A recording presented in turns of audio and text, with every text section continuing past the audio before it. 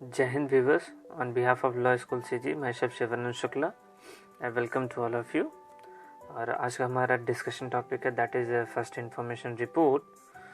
तो as a law student और even a normal as a citizen of India you need to know that what is an FIR, क्या होता है, किसे कहते हैं, कहाँ लॉज हो सकती है, and what kind of remedy do I have when officer in charge of police station refuse to lodge my report.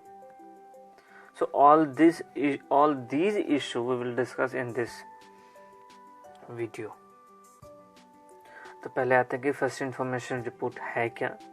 So upon the any information which was firstly received by the police officer, a report has been prepared. So that is called a first information report. And when you read the bare act of the CRPC, you will get to know about that a FIR is lodged with respect to the cognizable cases, where a NCR is lodged with respect to the non-cognizable cases. So just keep the difference, just mind the difference between the cognizable cases report and the non-cognizable cases report. I repeat, for the cognizable cases a FIR is lodged, and for the purpose of non-cognizable cases a NCR is lodged. So now अब आते हैं FIR पे. So what is cognizable cases? Cognizable cases वो होते हैं where a police may arrest a person without a warrant. And जब ये information अब जब आप देने जाते हैं तो either it may be in oral form or in writing form. Written में यदि आप एक एप्लीकेशन लिख के दे रहे हैं तो कोई इशू नहीं है, बट यदि आपने ओरल में दे के रखा है, ओरल देना चाह रहे हैं, तो पुलिस ऑफिसर उस इंफॉर्मेशन को लॉस करेगा और उसको लॉस करेगा. दैट मीन्स बाद में अल्टीमेटली ये रिटन ही बन जाती है, even though you have a right to make it oral. However in the era of digitalisation any information can be given through the medium of the telephone, email और through letter. But point of consideration क्या होना चाहिए कि information में substance होना चाहिए. If the information contains the substance then it could be considered as an FIR. Now एक option अभी और चल रहा है डिजिटलाइजेशन वाले एरा में कि आप EFIR फॉलो कर सकते हैं. हालांकि CRPC 1973 में आपको कहीं मिलेगा नहीं कि किसी प्रोविजन में आपको लिखा हो कि नहीं, आप 154 में ऐसा कोई क्लॉज या एक्सप्लेनेशन नहीं है कि आप FIR के साथ EFIR भी फॉलो कर सकते हैं. But actually requirement of the state government की नहीं, यहाँ EFIR अलाउ करना चाहिए. So the EFIR concept is also prevalent in the state. तो पर्पस क्या होता है FIR करने का? FIR करने का पर्पस ये होता है कि जो हमारी इन्वेस्टिगेटिव जो मशीनरी है ये पिक्चर में आ जाए. बिकॉज जब आप कोई क्राइम होता है, so crime is not with respect to the individual, it is also against the society, it is also against the state. तो स्टेट ने इन्वेस्टिगेटिंग एजेंसी इसीलिए क्रिएट किया है कि कोई भी प्रॉब्लम होता है, कोई इशू होता है, तो ये इन्वेस्टिगेट करेगी केस को. Now whenever the information is to be given to the police officer, it has some substance. That means some authenticity must be exist in that information. ये merely hear से नहीं होना चाहिए that somebody come, जैसे किसी ने सुन लिया बीच में नहीं कि हाँ B बात कर रहा था कि A ने D का मर्डर किया, so simply उसने सुना और वो जाके information दी है, that could not be considered as an FIR. For the FIR आप कुछ देखी हो, आपको कुछ सब्सटेंस में मिला हो, आपने एक इवेंट्स देखी और फिर बाद में आप जाके कंप्लेन कर रहे हैं police station, that could be considered as a FIR, but not the every information. Now next issue that we need to understand कि आप FIR फाइल कैसे करेंगे and what is the CRPC saying about this. So CRPC में वही पहले जो बात कर लिया. So the information if the given orally, यदि ओरली में देख के रखा है, that it must be written down. So the officer in charge of police station will write down the जो भी कंप्लेन होगी उसको लिखेगा, और यदि ओरल वो दे रहा है बंदा तो उसको सुनाएगा वापस से. उसके बाद उसका इंडोर्समेंट कराएगा साइन का, साइन उससे कराएगा उस पेपर में जो इन्फॉर्मेशन उसने नोट डाउन की है। और इस स्टेज पे यदि इन्फॉर्मेंट आपका सिग्नेचर करने से मना करता है तो 180 आईपीसी का केस बन सकता है इस पे। नाउ जैसे ही FIR लॉज होगी, एक कॉपी उस FIR की आप इन्फॉर्मेंट को दोगे। अब next clause what is saying कि यदि आपका इन्फॉर्मेंट टेम्परेली या परमानेंटली डिसेबल्ड है तो क्या ऑप्शन है? तो ये पुलिस के ऊपर ओनस बनता है, that mean responsibility of police officer that to record the FIR। कि कोई परमानेंटली है, डिसेबल्ड है, कोई घर से बाहर नहीं आ सकता, तो पुलिस ऑफिसर के ऊपर बनती है। And the question arise why responsibility की पुलिस ऑफिसर के पास रिस्पॉन्सिबिलिटी क्यों आ रही?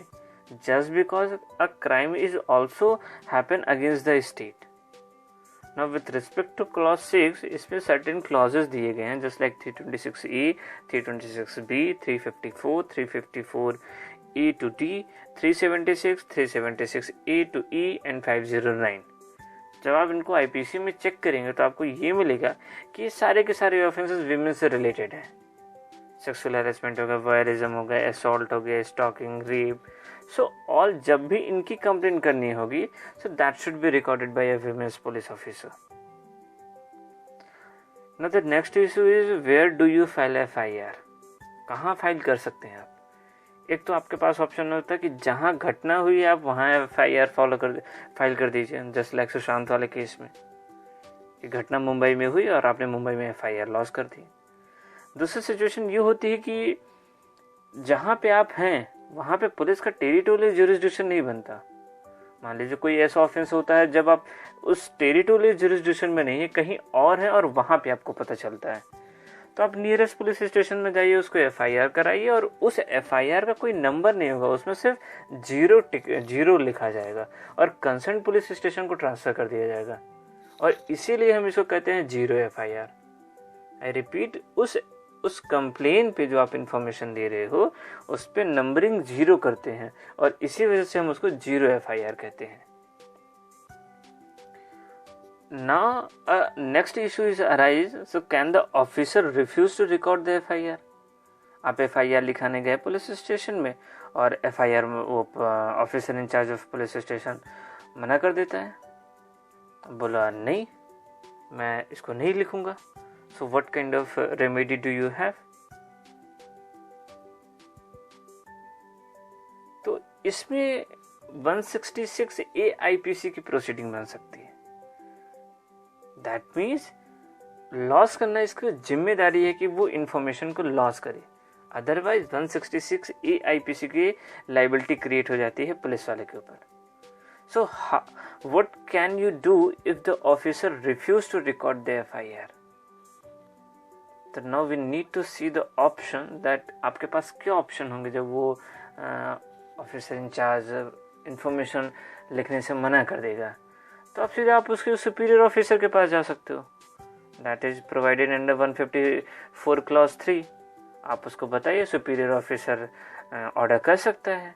बट मान लीजिए 154 क्लॉज 3 से भी आपका काम नहीं बन रहा है तो आपके पास एक रेमेडी बन जाती है 156 क्लॉज 3, जिसमें आप मैजिस्ट्रेट को आप एप्लीकेशन दीजिए with respect to these detail कि नहीं ये पुलिस वाला नहीं कर रहा है, इंफॉर्मेशन लॉस नहीं कर रहा है। तो 190 की पावर यूज करते हुए 156(3) में मैजिस्ट्रेट ऑर्डर इशू करेगा टू लॉस the investigation. So this is the option you have 154 clause 3 and 156 clause 3। ना एक सबसे इंपॉर्टेंट इशू आ रहा है, so can the police proceed with the investigation without registering FIR? So एक एक्चुअल प्रैक्टिस या कॉमन पार्लेंस में हमको जनरली ये माइंडसेट बना रहता है कि पहले FIR लॉज होगी उसके बाद इन्वेस्टिगेशन स्टार्ट होगा। इवन आप किसी लॉयर या कहीं भी बात करेंगे कि इन्वेस्टिगेशन का सीन कब आता है, तो सबका आंसर यही जनरली होता है कि पहले FIR लॉज होती है उसके बाद इन्वेस्टिगेशन होती है। तो यहाँ पे इशू ये है, क्या बिना FIR लॉज हुए इन्वेस्टिगेशन हो सकती है? So the answer is yes, it is quite possible. और इसका आंसर आपको कहाँ मिलेगा? सेक्शन 157 में एक वर्ड यूज किया गया है अदरवाइज। 157 के हिसाब से क्या है कि ऐसे किसी इंफॉर्मेशन के बेसिस पे या अदरवाइज, तो उस अदरवाइज से ये इम्प्लीकेशन निकाला जाएगा कि एक बिना एफआईआर के लॉज किए बिना इन्वेस्टिगेशन स्टार्ट हो सकती है।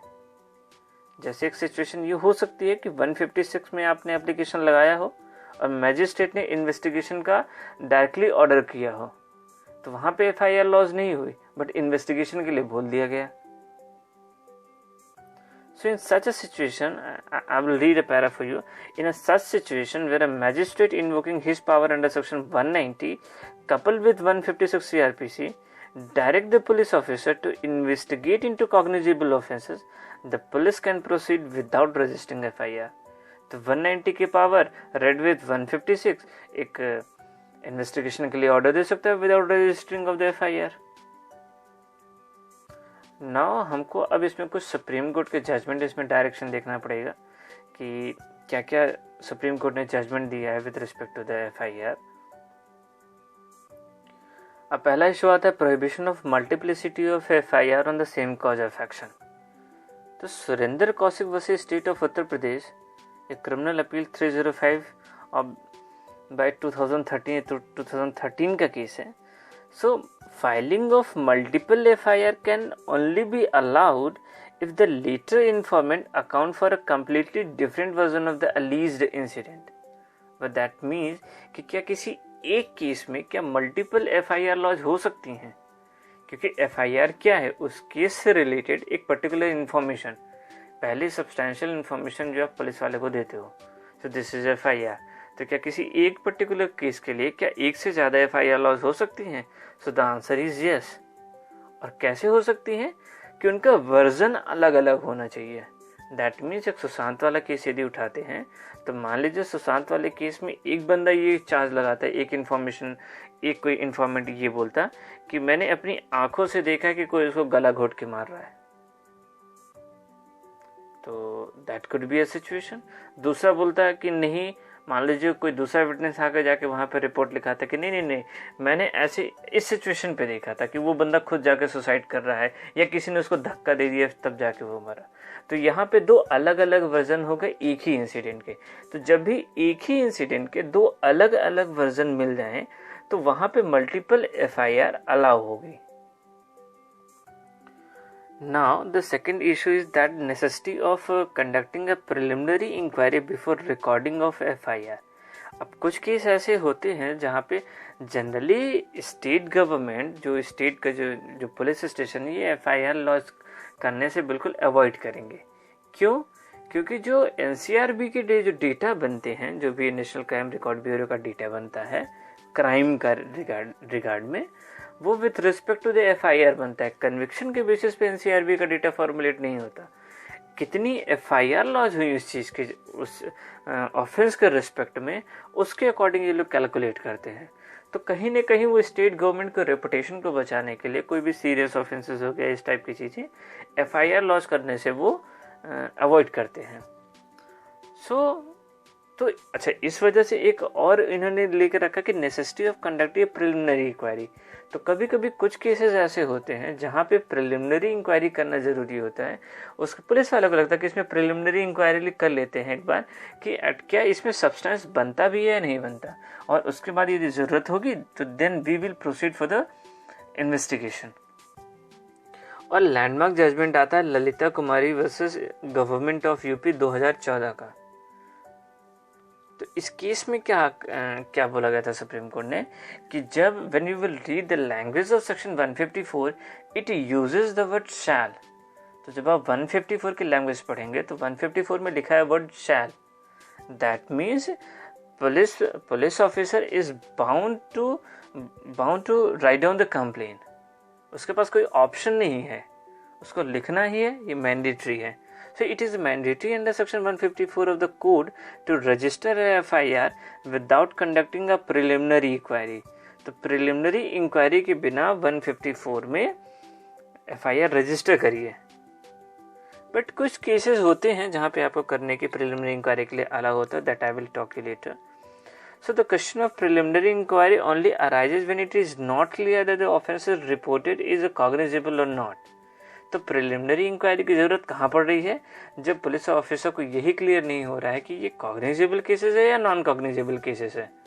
तो उस केसेस में क्या होता है कि let's firstly do the preliminary inquiry, find out the substance and then decide that whether it is a cognizable और नॉन कॉग्निजेबल। और बेसिकली जनरली ये विद इन अ वीक या इस टाइप से विद इन अ वीक में ये लोग conduct कर लेते हैं। So if FIR must be registered if sufficient material about commission of a cognizable offence is available. For example, इनको confusion थी कि cognizable या non cognizable है, but जैसे इन्होंने preliminary inquiry की और इनको पता चला कि नहीं it is all about the cognizable cases, so they have to write down the complaint.